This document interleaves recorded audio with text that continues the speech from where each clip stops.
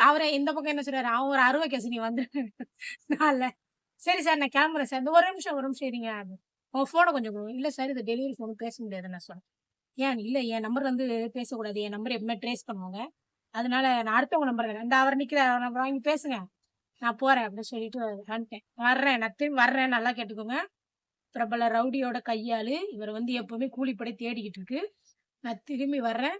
ஏங்க ஒரு நிமிஷம் அப்டின்னாரு. திரும்பி மறுபடியும் என்ன கதை விட போறானேன்னு திரும்புனேன். ஒரு ரூ. 200 குடுங்க. ஈவினிங் வந்து எங்க ஆளு. அதான் கேஷியர்ட்ட சொல்றேன். உங்களுக்கு ஜிபே பண்ணி விட்டுருவாரு.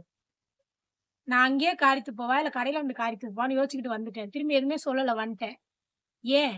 எதுக்கு? உனக்கு ரூ. 200 வேணும். அப்புறமா தரேன்னு சொன்னா நான் குடுத்துருவேன். இதுக்கு நீ ஒரு அரசியல்வாதியோட கையாளு.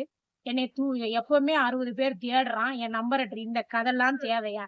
இந்த ஃபார்ம குடுத்துருந்தா, இந்தா தொலைஞ்சு போன்னு 200 கூட குடுத்துருந்துருப்பேன். இப்ப வரைக்கும் இப்ப இந்தா நிக்கிறான்.